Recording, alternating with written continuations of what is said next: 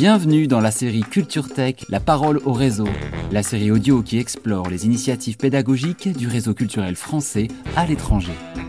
Ensemble, nous allons à la rencontre de celles et ceux qui créent de nouveaux outils d'enseignement de la langue française.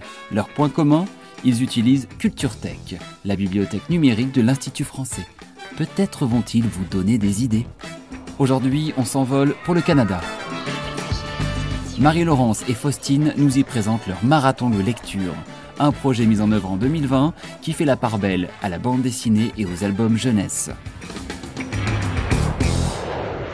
Alors le marathon de lecture, c'est une sélection de 16 ouvrages bande dessinée et quelques albums illustrés. Marie-Laurence de Rocher, chargée de mission pour le livre et le débat d'idées au Consulat général de France à Toronto. Qui sont disponibles sur Culture Tech, donc accessibles gratuitement à la lecture, qu'on a choisi spécifiquement pour le public scolaire canadien, donc une sélection qui a été approuvée par des enseignants de français, langue seconde, français, langue étrangère au Canada, et qu'on a assorti de fiches pédagogiques pour pouvoir être utilisé en classe, que ce soit en classe par l'enseignant ou directement par l'élève, puisqu'on a aussi des fiches apprenants, et qui permet de découvrir toute une sélection de titres français et francophones autour de la bande dessinée, et donc adaptés aux classes du Grade 1 au Grade 12 au Canada. Je reviens sur le choix du support. En quoi c'était intéressant pour vous d'utiliser le roman graphique et la bande dessinée ? La bande dessinée, c'est un média qui est très riche puisque ça permet de mélanger à la fois le texte, l'image. Ça permet aussi d'échelonner en fait les différents niveaux puisqu'on a des BD qui vont avoir plus ou moins de texte.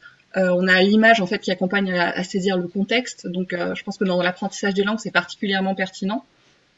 Et ensuite, la BD, c'est un objet qui est quand même très ludique pour l'apprentissage en classe. On peut imaginer des activités où on va par exemple enlever le texte dans les bulles et puis essayer de faire deviner aux apprenants ce qui se passe ou inventer une autre histoire. Faustine Cachot-Hereya, chargée de mission éducative à l'ambassade de France au Canada. Il y a le fait d'associer l'image et le texte, de toute façon, c'est toujours très riche. La bande dessinée, un support ludique donc et facile à manipuler. Mais encore fallait-il pouvoir constituer le corpus et sélectionner 16 titres audacieux. La base de données de Culture Tech pouvait-elle subvenir aux besoins ? Oui. C'était un peu notre inquiétude au début. On était parti sur l'idée qu'on allait peut-être devoir faire l'acquisition de nouveaux titres à entrer dans la base de données Culture Tech pour pouvoir faire une sélection, puisqu'il nous fallait quand même 16 titres pour tous les publics. Mais on a réussi à faire cette sélection, notamment parce que l'Institut français a fait l'acquisition de nombreux titres de BD pour justement l'année de la BD, donc le catalogue était quand même très important et au final on a pu retrouver toute notre sélection dans l'offre qui était déjà proposée. Je sais que la sélection a été longue avec beaucoup de va-et-vient entre Marie-Laurence et puis les deux enseignants qui étaient en charge de valider ou non les choix de BD. Donc voilà, faut aussi faire preuve d'ouverture d'esprit et se rendre compte que voilà, ce qu'on ferait en France ne marcherait peut-être pas au Canada et il faut juste l'entendre, le comprendre et puis et agir en fonction. Oui, je suis tout à fait d'accord avec toi et j'aime beaucoup, Faustine, que tu aies parlé de l'écoute et de la communication et de l'ouverture d'esprit, puisque effectivement ce sont en fait les maîtres mots de ce partenariat, puisque on a des appréhensions qui sont un petit peu différentes, on a des références culturelles qui sont parfois très différentes. Donc ça nécessitait vraiment d'écouter ce que nous renvoyaient les enseignants en face pour pouvoir à chaque fois adapter notre proposition. Pour raconter quelques anecdotes, je me souviens par exemple de ce moment où j'avais mis dans la sélection Les Enfants de la Résistance, qui est un titre BD qui fonctionne très bien avec les publics scolaires en France, donc qui raconte le quotidien d'enfants sous l'occupation allemande en France. Et nécessairement, j'ai assez rapidement eu un retour des enseignants canadiens qui m'ont dit « mais ça ne va pas du tout, ça dépeint une image absolument atroce des Allemands, on ne peut pas diffuser ça ». Donc c'est vrai que par exemple pour nous ça fait partie des références culturelles presque j'allais dire classiques. En fait on parle très souvent de la Seconde Guerre mondiale en France. Au Canada c'est un peu moins abordé, et notamment l'occupation française n'est pas franchement abordée par les enseignants, donc c'était pas quelque chose qu'on pouvait mettre en avant. Pour un autre exemple, j'avais aussi suggéré à un moment un titre de Boule et Bill qui fait partie des BD classiques françaises et immédiatement le titre c'était Roule ma poule. Donc on m'a dit que non, d'un point de vue langagier, c'était pas du tout possible de présenter ça à des publics apprenants canadiens. Donc c'est vrai qu'on a dû revoir nos copies assez régulièrement pour pouvoir vraiment nous adapter à la demande qu'il y avait en face. Avec sa solide dimension pédagogique, le projet aurait pu en rester là. Mais Faustine et Marie-Laurence ont eu l'audace de rajouter une dimension citoyenne. Soucieuses de faire naître l'engagement auprès du jeune public, elles sont parvenues à associer l'UNICEF. Le principe, à chaque page lue, la possibilité de faire un don. Don que l'UNICEF réinvestit dans ses actions de rescolarisation au Burkina Faso. Plus vous lisez et plus vous soutenez l'action de l'UNICEF. Le terme de marathon était né.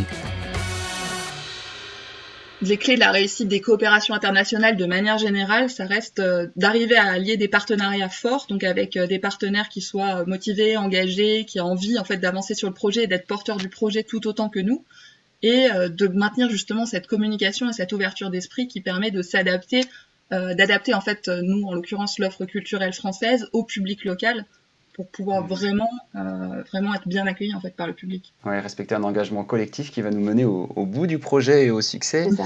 Et dans tout ça, faire part de beaucoup de flexibilité, d'agilité, de créativité, parce que bon, ce qui n'était pas prévu, ça a été la pandémie. Comment est-ce que c'est intervenu dans les prévisions, dans les actions à mener pour mettre au monde votre projet Marathon de lecture? La pandémie nous a forcé à tout faire à distance. Après, c'est quand même aussi un des avantages de Culture Tech, c'est que de toute façon, c'est accessible à distance, c'est accessible sur les ordinateurs personnels des élèves, donc ils pouvaient continuer à faire la lecture de chez eux.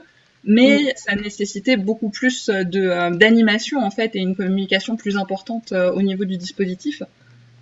Et puisqu'on parlait de l'importance des partenariats, c'est vrai qu'avoir un climat de confiance avec les partenaires qui permet de se réinventer ensemble, quels que soient les différents aléas auxquels on peut être confronté, qui permet aussi de simplement dire quand quelque chose ne fonctionne pas ou ne correspond pas à quelqu'un ou à une structure, et qui permet à chaque fois de réinventer et d'adapter, c'est très très important.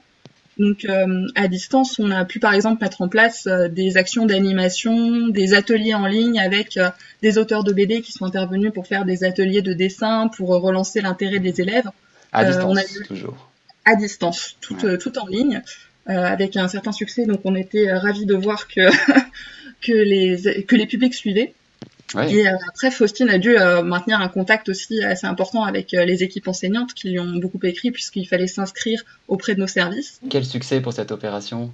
On a eu une cinquantaine d'enseignants inscrits sur la page Culture Tech, à Culture Tech, et ce qui correspond environ à 700 élèves. Ce qui, pour nous à l'ambassade, est très positif. Vraiment, on est ravis. Ça reste un peu en dessous de ce qu'on avait envisagé. C'est à relativiser aussi, parce qu'on l'a dit, ça a été une année extrêmement compliquée pour les enseignants.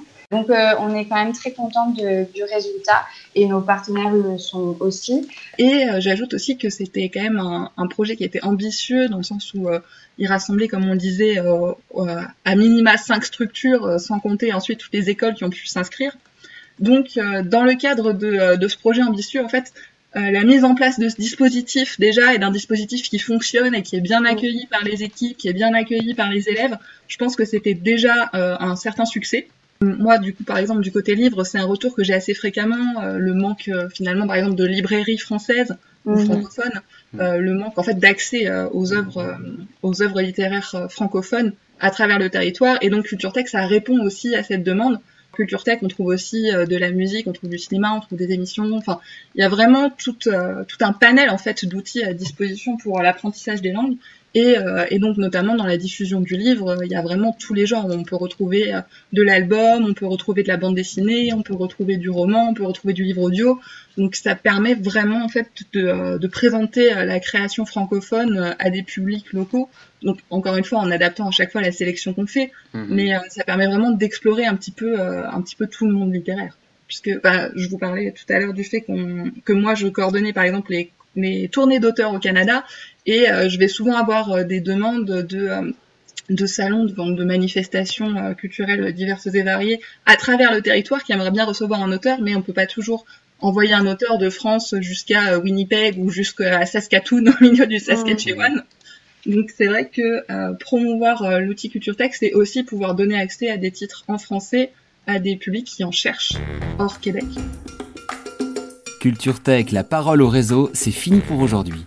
Vous pouvez vous procurer les fiches pédagogiques du marathon de lecture sur culturetech.com ou sur la page Enseignants Canada. Marie-Laurence et Faustine planchent déjà sur la 2e édition qui s'appuiera cette année sur le très tendance livre audio. À bientôt pour un nouvel épisode.